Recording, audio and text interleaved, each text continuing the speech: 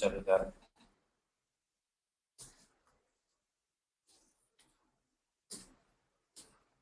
వారు భోజనము చేయుండగా యేసు ఒక రొట్టె పట్టుకొని దానిని ఆశీర్వదించి విరిచి తన శిష్యులకు ఇచ్చి, మీరు తీసుకొని తినుడి, ఇది నా శరీరమని చెప్పెను. మరియు ఆయన గిన్నె పట్టుకొని కృతజ్ఞతాస్తుతులు చెల్లించి వారికిచ్చి, దీనిలోనిది మీరందరూ త్రాగుడి, ఇది నా రక్తము, అనగా పాపక్షమాపణ నిమిత్తము అనేకుల కొరకు సిందింపబడుచున్న నిబంధన రక్తము. నా తండ్రి రాజ్యంలో మీతో కూడా నేను ఈ ద్రాక్షారసము కొత్తదిగా త్రాగు దినము వరకు ఇకను దాని త్రాగనని మీతో చెప్పుచున్నానెను. ప్రార్థన చేసుకున్నాము.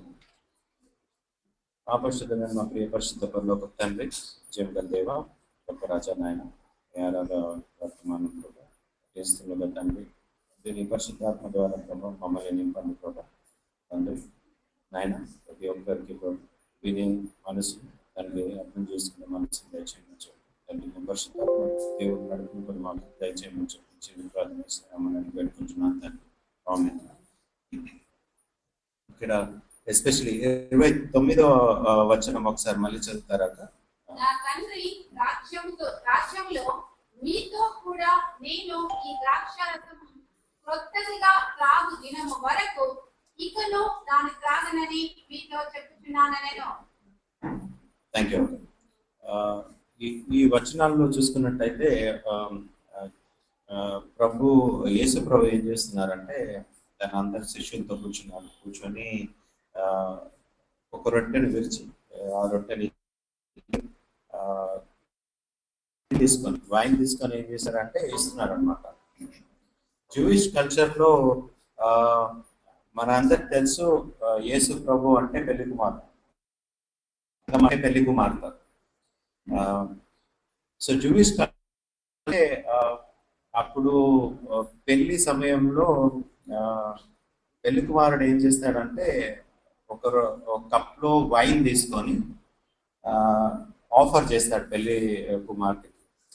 పెళ్లి కుమార్తె అది తాగితే అవును ఈ పెళ్లి కొడుకు నాకు ఇష్టము అని చెప్పి అంగీకరించినట్టు అనమాట. సో అలా అంగీకరించినప్పుడు ఏం చేస్తారంటే పెళ్లి కుమారుడు మళ్ళీ వాళ్ళ తండ్రి వద్దకు వెళ్తారు. తండ్రి ఇంటికి వెళ్ళి ఏం చేస్తాడంటే పెళ్లి కుమార్తె కోసము తను ఎక్కడ ఉండాలి, ఏం చేయాలి, తన కోసము రూమ్ సిద్ధపరుస్తాడు అనమాట. రూమ్ సిద్ధపరిచి అంతా అయిన తర్వాత మళ్ళీ వచ్చి పెళ్లి కుమార్తెని తీసుకెళ్తారు. సో మనం అనుకుంటాము ఇది సిలువలో జరిగిన కార్యము, ప్రభు రక్తం చేత మనము విమోచింపబడ్డాము అని చెప్పి. అంటే ప్రతి చేసే యాక్ట్ కి ఒక రీజనింగ్ అనేది ఉంటది అనమాట. అందుకనే ఇప్పుడు మనకెవరు పెళ్లి కుమారుడు అంటే మనకి యేసు ప్రభు. మన కొరకై మానవ రూపంలో ఈ లోకానికి వచ్చి మన పాపాల కొరకై తండ్రి చనిపోయి మరలా మూడో దినాన లేచాడు. మూడో దినాన లేయడం అంటే ఇట్స్ రియలీ గ్రేట్ థింగ్. అంటే ఇప్పుడు హిస్టరీలో చూసుకున్నట్టయితే ఇప్పుడు మనకు అన్యులు ఎంతో మంది పరిచయం, వాళ్ళు ఎంతో మంది దేవుడిని దేవతల్ని కొలుస్తూ ఉంటారు. కానీ మనము ఖచ్చితంగా చెప్పగలం, ఎందుకంటే మన సజీవమైన దేవుడు, ఎందుకంటే ఆయన చనిపోలేదు. క్రీస్తు యేసు ప్రభు మన కోసం చనిపోయి మూడో దినాన్ని లేచాడు, లేచి తండ్రి యుద్ధకి వెళ్ళాడు. సో అది ఆ ఒక్కటే మనకి నిరీక్షణ, ఎందుకంటే మన సజీవమైన దేవుడు తను చనిపోలేదు, మన కొరకై తండ్రి దగ్గరికి వెళ్ళాడు. మరలా ఒకనాడు మనకు అందరి కోసం వస్తాడు, వచ్చి మనల్ని తీసుకెళ్తాడు. సో మనం పెళ్లి కుమార్తె. సో మనం తండ్రి మరలా వచ్చి తీసుకునే అంతవరకు ఆ నిరీక్షని ఆ శిల్వ కార్యం ద్వారా తండ్రి మనకి తెలియజేస్తున్నాడు. ఇంకా క్రిస్టియన్ లైఫ్ లో మనం బేసికల్గా 2 థింగ్స్ అంటే చాలా ఉన్నాయి. ప్రాముఖ్యంగా మనము తండ్రి కోసం సిద్ధపడాలి అంటే 2 విషయాలు మనము ఈ లోకంలో ఉన్నప్పుడు చేయాలి. ఒకటేమో మనం ఏంటంటే ఇప్పుడు చాలా మంది లైఫ్ లో బిజీ అయిపోయారు. బిజీ అంటే ఆ, ఎందుకు చర్చికి రాలేకపోతున్నావు అంటే నేను బిజీగా ఉన్నాను, లేకపోతే నేను పడుకొని ఉన్నాను, లేకపోతే నాకు వేరే పనులు ఉన్నాయి అందుకని నేను దేవుడికి సమయం ఇవ్వలేకపోతున్నాను అని చెప్పి. దీనికి ఎగ్జాంపుల్ మనము బైబిల్ నుండి తీసుకుందామండి. లూకా సువార్త 10వ అధ్యాయం 38 నుంచి 42 వరకు తెలుగులో చదువుతాం. అంతటా వారు ప్రయాణమై పోతుండగా ఆయన ఒక గ్రామంలో ప్రవేశించెను.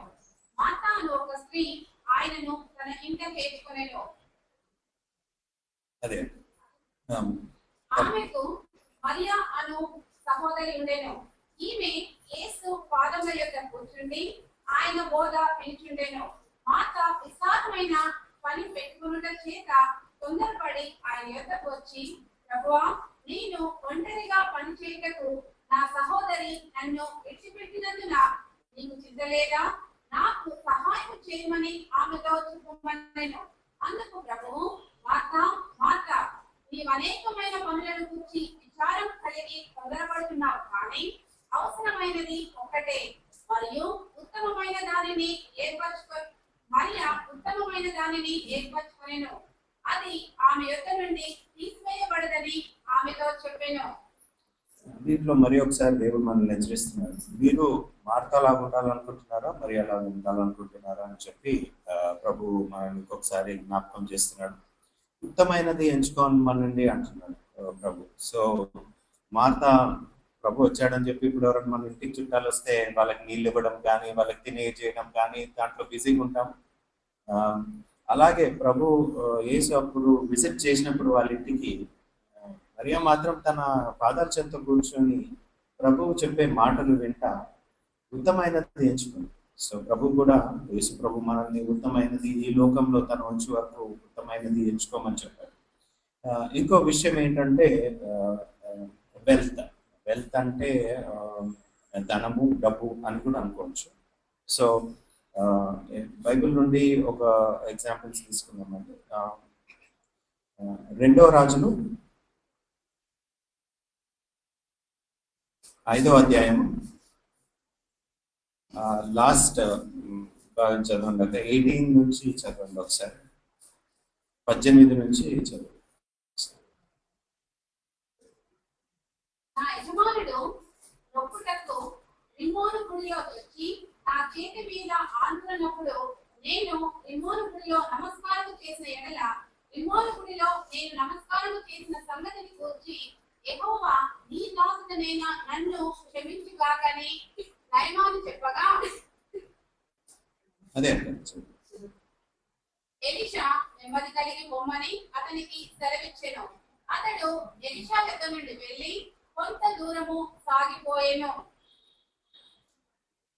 అంతటా దైవజనుడైన ఎలీషాకు సేవకుడకు గేహాజీ సిరియనుడైన ఈ నయమాను తీసుకొని వచ్చిన వాటిని అంగీకరించుటకు నా యజమానునికి మనస్సు లేకపోయేది. కానీ యెహోవా జీవంతోడు నేను పరిగెత్తుకొని పోయి అతని కలుసుకొని అతని యొద్ద ఏదైనానో తీసుకుందుననుకొని నయమాను కలుసుకొనుటకై పోచుండగా నయమాను తన వెనుక నుండి పరుగున వచ్చుచున్న వాణిని చూచి తన రథము మీద నుండి దిగి వారిని ఎదుర్కొని క్షేమమా అని అడిగాను. అతడు క్షేమమే అని చెప్పి, నా యజమానుడు నా చేత వర్తమానము పంపి ప్రవక్తల శిష్యులలో 2 యవ్వనుల ఎఫ్రాయిము మన్యము నుండి నా యొద్దకు ఇప్పుడే వచ్చింది కనుక నీవు వారి కొరకు చేయమని సెలవిస్తున్నాడనెను. అందుకు నయమాను, నీకు అనుకూలమైతే రెట్టింపు వెండి తీసుకొనమని బతిమాలి 2 సంచులలో 4 మనుగుల వెండి కట్టి 2 దుస్తుల బట్టలనిచ్చి తన పరివారిలో 2 మీద వాటిని వేయగా వారు గేహాజీ ముందర వాటిని మోసుకొని పోయిరి. మెట్ల దగ్గరకు వారు రాగానే వారి యొద్ద నుండి గేహాజీ వాటిని తీసుకొని ఇంటిలో దాచి వారికి సెలవీయగా వారు వెళ్ళిపోయిరి. అతడు లోపలికి పోయి తన యజమానుని ముందర నిలవగా ఎలీషా వారిని చూచి, గేహాజీ, నీ వెచ్చట నుండి వచ్చేవని అడిగినందుకు వాడు, నీ దాసుడనైన నేను ఎచ్చటికి పోలేదనెను. అంతటా ఎలీషా వారితో, ఆ మనుష్యుడు తన రథము దిగి నిన్ను ఎదుర్కొనుటకు తిరిగి వచ్చినప్పుడు నా మనస్సు నీతో కూడా రాలేదా? ద్రవ్యమును వస్త్రములను ఒలీవ చెట్ల తోటలను ద్రాక్ష తోటలను గొర్రెలను ఎడ్లను దాసీలను సంపాదించుకొనుటకు ఇది సమయమా? కాబట్టి రేమోనులకు కలిగిన కుష్టు నీకును నీ సంతతికిని సర్వకాలము అంటియుండును అని చెప్పగా వాడు మంచు వలె తెల్లనైన కుష్ఠము కలిగి ఎలీషా ఎదుట నుండి బయటికి వెళ్ళెను. Thank you.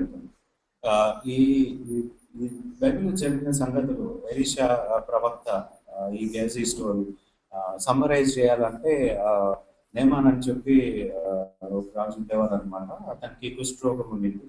సో కుష్ఠరోగము నయం అయిపోతుంది అనమాట. సో నయం అయిపోయినప్పుడు ఎలీషాకు వచ్చి తను బహుమతులు ఇస్తా ఉంటాడు. ఎలీషా అంటాడు నాకు అవసరం లేదు అని మళ్ళీ పంపించేస్తాడు అనమాట. అలాంటప్పుడు ఎలీషా దగ్గర పనిచేసే ఒక అతను గేజీ అనే అతను ఇంత వెళ్తే ఆయన వద్దనుకుంటున్నాడు అని చెప్పి పరిగెత్తుకుంటా వెళ్ళి ఇమ్మని చెప్పి తీసుకుంటాడు అనమాట.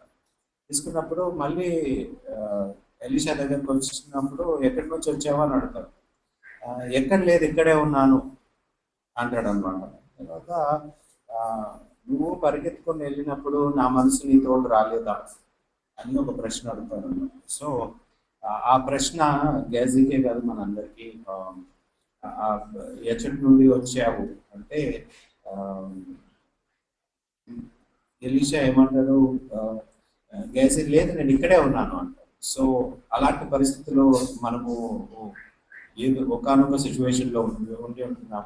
ఎందుకంటే ప్రభుకి సమయం ఇవ్వకుండా సొంత పనులు సొంత అయింది కాకుండా మనము దేవుణ్ణి ప్రైమ్ మూడ్లోగా పెట్టుకొని దాన్ని ఎంతో స్తుతించి ఆరాధించవలసిందిగా ఉంటున్నాము. ఇంకొకరిని చూసినట్టయితే మనందరికి తెలుసు యూదా ఇస్కరియోతు. మత్తయి సువార్త 26:15 చెప్పండి మీకు నేను ప్రభు నాకు అప్పగిస్తే ఎన్ని డబ్బులు ఇస్తారు అని చెప్పి. సో ఇవన్నీ ఏంటంటే మనం అందరము ప్రైమ్ దేవుడు ఏమంటారు ఉన్నతమైన వాటిని ఏవైతే మనకి ప్రభు దగ్గర చేరుస్తాయో వాటిపైనే మనసు ఉంచండి, మిగతాయని అక్కర్లేదు అని చెప్పి మరొకసారి మనం హెచ్చరిస్తున్నారు. ఎందుకంటే seek ye first the kingdom of God and all things will be added on to you అని చెప్తున్నాడు అన్నమాట. సో మనము వాళ్ళ చుట్టూ స్థుతించి ఆరాధించడానికి కూడుకున్నప్పుడు మనము మనల్ని సరి చేసుకొని సమకూర్చుకొని మనము ఉన్నతమైన వాటిపైన మనసు ఉంచటప్పుడు మరొకసారి ప్రభు హెచ్చరిస్తున్నాడు. తను చేసిన సెలవులో కార్యాన్ని బట్టి మనకి నిరీక్షణ ఏంటంటే తండ్రి మన కొరకై వస్తాడు. అందుకే మనకి ద్రాక్షారసము ఈ రొట్టె మన ముందున్నది మనకి నిరీక్షణ. తను సజీవమైన దేవుడు, మన ప్రార్థనలు వింటాడు. మన కొరకై మరలా తీసుకొని వచ్చి మనల్ని అందరినీ తండ్రి యొద్ద తీసుకెళ్ళాలి. అక్కడ మనం ఎల్లప్పుడూ తనని స్తుతించడానికి ఆరాధించడానికి ప్రభు మనకి స్థలం ఏర్పరుస్తున్నాడు. సో దాని పట్ల మనము అందరినీ అది జ్ఞాపకం చేసుకొని ప్రభువుని ఎంతో స్తుతించవలసిందిగా ఉంది. ఈ కొద్ది మాటలు దేవుడు దీవించుకున్నాడు. Thank you.